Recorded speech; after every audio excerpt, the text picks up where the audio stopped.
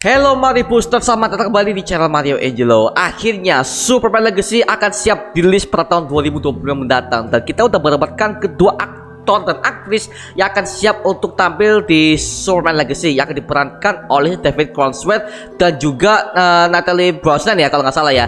Yang dimana mereka berdua ini kalau dalam segi tampilan fisiknya oke, kalau mereka sebagai Superman dan juga Lois Lane. Tapi sekali lagi gue belum tahu masalah acting mereka seperti apa, jadi gue nggak bisa komentar banyak yang mengenai mereka. Tapi yang jelas untuk mereka berdua ini secara fisik oke, sebagai Clark Kent alias Superman dan juga Lois Lane. Tinggal masalah actingnya gimana ya. Oke, dan itu akan bisa kita lihat kalau projectnya udah tayang tahun 2025 mendatang, seperti itu ya. Dan di video kali ini kita akan bahas mengenai 5 calon villain yang akan siap hadir di film Superman Legacy menurut pendapat gue pribadi ya. Karena literally 5 list ini adalah hasil dari pemikiran gue ya mengenai siapa villain yang cocok untuk tampil di film Superman Legacy ini sebagai awal Clark Kent sebagai Superman. So kita akan bahas semuanya di video kali ini. Tapi sebelum itu jangan lupa tekan tombol subscribe guys. Karena kalau kalian tekan tombol subscribe dan like video di sebanyak-banyaknya dan juga share video di ke teman-teman kalian, maka gue akan jauh lebih semangat lagi membuat video untuk kalian. So Mario Booster, let's break down this video.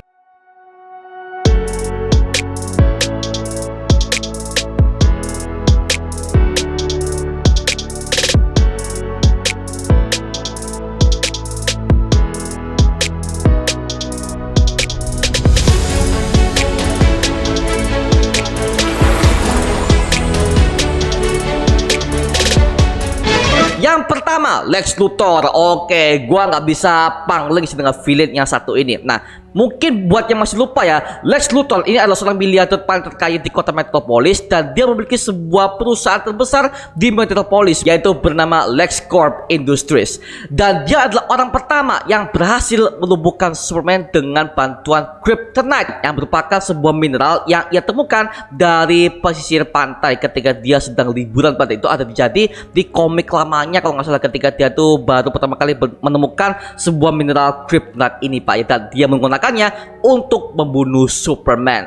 Dan si Lex Luthor ini dia tuh udah diperankan oleh banyak banget aktor ya, bahkan di film live action, series live action, animasi dan segala macam Pak. Tapi yang kalau gua suka dengan peran Lex Luthor yang terbaik yang menurut gua sampai sekarang ya, itu adalah di series Smallville, yaitu diperankan oleh Michael Rosenbaum selama 10 season. Jujur aja dari semua peran Lex Luthor yang pernah gua lihat ya, Michael Rosenbaum dari series Smallville lah yang paling mendekati di komiknya Pak. Karena literally dari penampilannya dan juga perawakannya dan juga actingnya segala macam, literally ini adalah Lex Luthor yang gua kenal dari komik era tahun 90-an banget Pak, seperti itu. Nah, semoga aja nanti di film Superman Legacy nanti untuk Lex Luthor kemungkinan dia bakal ada kan. Di rumor yang gua dapatkan, James Gunn tuh pernah mau mencari cast yang tepat untuk peran Lex Luthor yang akan siap hadir di film Superman Legacy nanti Pak, seperti itu. Makanya mending Lex Luthor yang ketika dia akan tampil di film Superman Legacy nanti, mending dia memiliki sebuah cerita backstory di mana dia pernah berteman langsung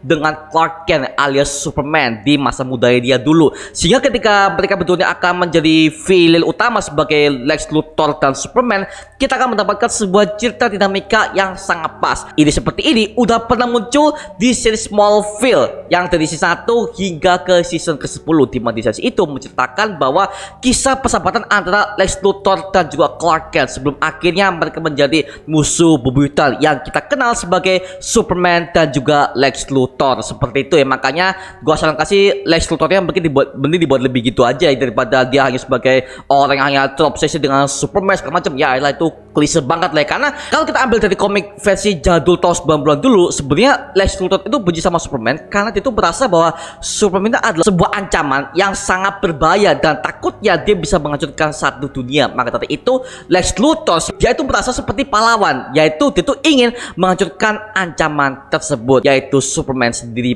Is old, diseased maniac, mind over muscle. Yang kedua, Brainiac. Oke, ini adalah villain yang kita tunggu-tunggu di sequel Man of Steel kedua di DCU-nya Zack Snyder, tapi sekarang mereka udah nggak pakai lagi. Jadi kemungkinan Brainiac akan hadir di film Superman Legacy ini. Nah, buat yang belum tahu, Brainiac ini adalah sosok villain utama dari Superman yang bisa dibilang perawakannya itu seperti alien hijau dan juga tubuhnya itu terbuat dari cybernetic, Pak. Nah, dia itu berasal dari planet Colu dan dia adalah dalang di balik kehancuran planet Krypton. Oke, jadi buat yang belum tahu ya, ketika kehancuran planet Krypton itu ada dua tersangka utama yang udah ditunjukkan oleh versi komiknya bahkan di versi adaptasi game dan animasinya, yaitu adalah Brainiac dan juga General Zod. Nah, General Zod ini adalah tentara paling terbesar di Krypton dan dia berusaha untuk mengkudeta semua pemerintahan planet Krypton. Nah, sedangkan Brainiac dia menurunkan semua pasukannya untuk menghancurkan semua orang-orang yang ada di kota Kandor. Itu adalah ibu kota di planet Krypton. Jadi ada dua pelaku utama di balik kehancuran planet Krypton itu sendiri, seperti itu ya. Dan saksi utama yang melihat itu semua itu adalah Kara Zor-El alias Supergirl ketika dia berusaha kabur di sana dan dia melihat semua bahwa pasukan Brainiac ini membantai semua orang-orang yang ada di kota Kandor. Dan situ terlihat bahwa General Zod sedang membunuh Jor-El, bapak dari Kal-El itu sendiri, Pak. Makanya ini kayaknya bakal jauh lebih bagus sih kalau misalkan Brainiac akan hadir di film Superman Legacy ini. Tapi kalau misalkan Brainiac akan langsung muncul di situ, apakah nggak terlalu kecepatan ya? Bahwa kan dia kan adalah orang yang dibalik menghancurkan planet Krypton gitu loh. Jadi kalau misalkan dia muncul terlalu cepat di film pertama sih, well menurut gua sih bisa bagus. Tapi menurut gua agak kecepatan, Pak. Tapi ya gua masukkan aja ke rekomendasi di film Superman Legacy ini, Pak ya. Nah, buat yang belum tahu, Brainiac itu udah pernah muncul di series live action Krypton season kedua, di mana situ menceritakan bahwa si Brainiac itu mengincar kakek dari Superman, yaitu bernama Zek-El, dan kejadian itu adalah kejadian yang jauh banget sebelum kehancuran planet Krypton, seperti itu. Makanya karena si Brainiac ini pernah melawan si Zek-El, itu adalah kakek dari Superman di planet Krypton, Pak ya. Dan juga si Brainiac ini udah pernah muncul juga di Smallville series, tepatnya di season kelima. Ketika dia datang ke bumi, dia itu dikirim oleh General Zod untuk mencari Kal-El alias Superman ini agar supaya dia bisa mencuri darahnya dan bisa membuka sebuah portal ke Phantom Zone agar supaya General Zod bisa kabur dari penjara tersebut. Nah, buat yang belum tahu, penjara Phantom Zone itu adalah sebuah penjara dimensi yang diciptakan oleh Jor-El sendiri untuk menangkap dan mengurung semua para penjahat-penjahat yang ada di planet Krypton. Seperti itu. Makanya kalau misalkan Brainiac akan dimasukkan ke dalam film pertama ini oke-oke aja. Malah gue pengen tahu bagaimana tingkah masifnya Superman sama Brainiac ini, karena kan dia memiliki sebuah pesawat yang bisa menghisap satu planet tuh. Nah, gue pengen tahu di film live action ini apakah bisa nggak James Gunn menghadirkan seperti itu. Karena literally gini, kalau kalian mengatakan Superman lawan General Zod itu adalah satu hal yang masif, coba kalian lihat aja Superman lawan Brainiac, dan itu udah pernah muncul di film animasinya, yaitu adalah Superman Unbound. Nah, itu akan menceritakan mengenai kisah si Brainiac ketika dia akan menginvasi bumi, seperti itu ya. Jadi well, kalau kalian mengatakan General Zod itu adalah tokoh yang paling masif dan dia udah menghancurkan satu kota metropolis, well itu nggak kalah juga dengan si Brainiac ini, Pak ya, seperti itu Dan ya, nanti kita akan lihat kalau misalkan Brainiac akan muncul di film Superman Legacy ini. Makanya gue masukkan ke dalam list ini, Pak ya. There are so few surprises. Take the information. Yang ketiga, Lobo. Nah, mungkin sebagai di film pertama Superman, gua sarankan yang paling cocok itu adalah Lobo, yang merupakan seorang bounty hunter alias pemburu hadiah dari planet Kisarnia yang pertama kali muncul dalam komik Omega Man East nomor 3 yang dirilis pada tahun 1983. Nah, si Lobo ini berkeliling ke seluruh planet yang ada di alam semesta untuk memenuhi semua kontrak-kontrak yang sudah ia buat kepada para kliennya. Nah, Lobo sendiri memiliki sebuah krisis dalam moralnya karena bisa dibilang itu adalah seorang bounty hunter yang suka nyeleneh dan juga arogan, sehingga itulah yang membuat para hasil pemburuan dia ketika dia membunuh semua lawan-lawannya itu literally jadi makin banyak dan mendapatkan bayaran yang paling mahal dan semua makhluk yang menyewa jasanya di satu semesta ini, Pak ya. Nah, Lobo ini memiliki kekuatan healing factor atau bisa dikatakan sebagai kekuatan penyembuhan diri seperti Deadpool dan juga Wolverine, Pak ya. Dimana kalau ada bagian tubuhnya yang hilang atau dipotong oleh musuh-musuhnya, maka itu akan tumbuh dengan sendirinya. dan dia adalah karakter yang sangat kejam ketika dia sudah menghadapi Superman.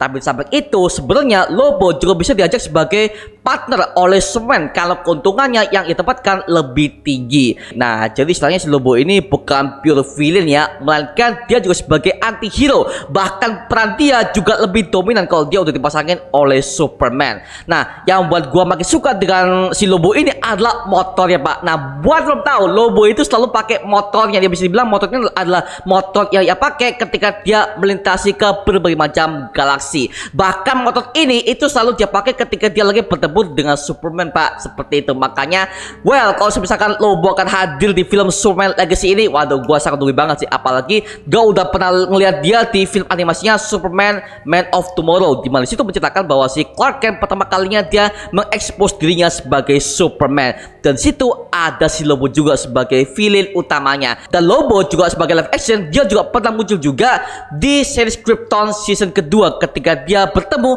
dengan kakek dari Superman, itu adalah Zek-El. Nah, seperti itu. Makanya, well, kalau kalian mau lihat versi live actionnya silahkan, kok ada di HBO Go, tepatnya di Krypton season kedua. Nah, di film animasinya ya cuma di Superman Man of Tomorrow, ya bisa dibilang cukup oke sih, Pak. Dan yang gua dapat kabar bahwa Jason Momoa itu udah mendapatkan sebuah kontrak yang dimana dia akan menjadi Lobo di DCU yang James Gunn, tapi dia juga akan berperan sebagai Aquaman juga di Aquaman Lost Kingdom sampai ke sequel-sequel yang berikutnya, seperti itu. Jadi makanya si Jason Momoa katanya akan dapat 2 peran di sini, Pak, ya, seperti itu. Makanya sebagai Lobo dan juga sebagai Aquaman. Nah, makanya kalau misalkan dia akan muncul di film pertama sih oke banget sih. Bakal gue tunggu banget, Pak, kalau dia misalkan akan hadir ya, seperti itu. Oke, lanjut.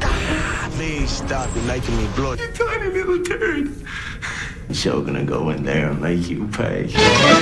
Yang keempat, Toyman. Nah, Toyman ini adalah sosok villain yang sangat terobsesi dengan mainan-mainan aksi dengan tujuan untuk melakukan semua perampokan dan juga pembunuhan yang ada di kota Metropolis, terutama kepada Superman yang selalu menjadi target utama untuk pembunuhannya. Dan dia pertama kali muncul dalam komik Superman volume 2 issue nomor 13 yang dirilis pada tahun 1988. Nama aslinya adalah Winslow Short yang merupakan pembuat mainan paling cerdas di kota Metropolis. Sampai suatu hari ketika dia berencana melakukan semua aksi kejahatannya, yang pertama yaitu berusaha untuk membunuh Lex Luthor dengan cara menyandera semua karyawan LexCorp yang ada di satu gedung itu dengan semua mainan-mainan yang ia miliki. Tetapi berkat pada Superman yang datang ke sana, akhirnya rencana itu digagalkan dan akhirnya Toyman ini dijebloskan ke dalam penjara Iron Heights.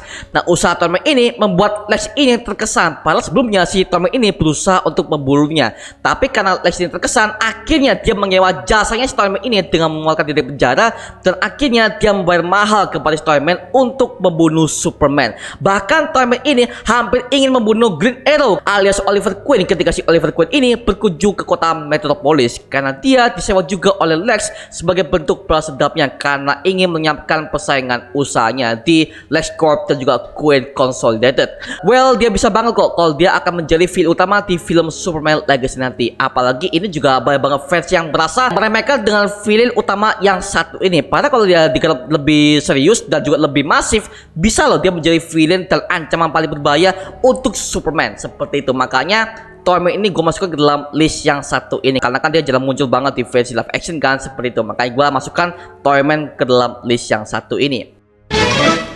Yang kelima, yang terakhir itu adalah Bloodsport. Nah, Bloodsport ini udah pernah muncul juga di The Suicide Squad versinya James Gunn yang dimana dia diperankan oleh Idris Elba. Nah, Bloodsport pertama kali muncul dalam komik Superman volume 2 issue nomor 4 yang dirilis pada tahun 1987. Nama aslinya adalah Robert Dubois yang dimana dia adalah sosok tentara yang melarikan diri dari kewajiban perang Vietnam dan dia lari hingga sampai ke negara Kanada. Namun adiknya yaitu Bobby tetap mengikuti perang Vietnam yang membuatnya harus kehilangan sepasang tangan dan kakinya, yang membuat si Robert Dubois ini sebagai kakaknya sangat marah kepada pemerintah, sehingga itulah yang membuat si Robert Dubois ini terjun ke dunia kriminal sebagai Bloodsport. Pada aksi perampokan pertamanya, Superman datang untuk mengagalkan rencana aksi Bloodsport ini ketika dia merampok sebuah toko. Namun tanpa Superman sadari, Bloodsport telah menggunakan peluru berbahan kryptonite yang bisa dikatakan sangat efektif untuk membunuh Superman.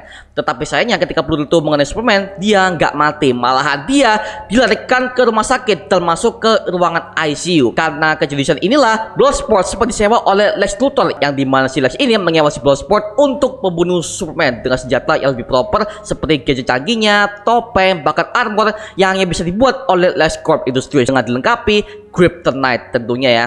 Nah, kelemahan Bloodsport tentunya adalah anak perempuannya yang bernama Tyler Dubois yang pernah diancam oleh Amanda Waller agar Bloodsport mau bergabung bersama dengan tim Suicide Squad yang baru, dan itu udah pernah ditampilkan di film Suicide Squad garapan James Gunn. Ya, bersama kayak Deadshot yang dimana anak perempuannya yang menjadi kelemahan si tokoh utama ini. Nah, kalau kita sambungkan dengan DCU James Gunn seperti The Suicide Squad kemarin, yang dimana semua cast-cast yang tidak akan di-recast setelah film The Flash. Nah, sepertinya Superman yang dimaksud oleh Bloodsport ini adalah Superman versi David Crosswell, dan gue curiga dia akan hadir di ending Superman Legacy nanti untuk menyambungkan project The Suicide Squad ke Superman Legacy. Karena gue udah curiga di show James Gunn ini sebenarnya udah dimulai sejak di film The Suicide Squad tahun 2021 kemarin. Karena di situ nggak disinggung aksi mereka kemarin ketika mereka tuh udah pernah menghadapi Enchantress, dan juga Joker itu nggak dimention sama sekali. Nah, ini artinya dari project The Suicide Squad kemarin itu udah ketahuan bahwa ini adalah stand alone, dan ini bisa nyambung loh ke vision James Gunn alias ke Superman Legacy nanti. Jadi ya, Bloodsport ini bisa muncul juga kok di film pertama Superman Legacy ini sebagai penjahat utama lah ya, kalau bisa dibilang di kalangan seperti itu ya. So, itu aja mengenai tentang 5 calon villain yang menurut gua cocok hadir di film Superman Legacy nanti. Nah, menurut pendapat kalian gimana? Tulis aja di kolom komentar di bawah. Atau mungkin kalian punya list kalian sendiri mengenai 5 villain utama yang siap hadir di Superman Legacy ini.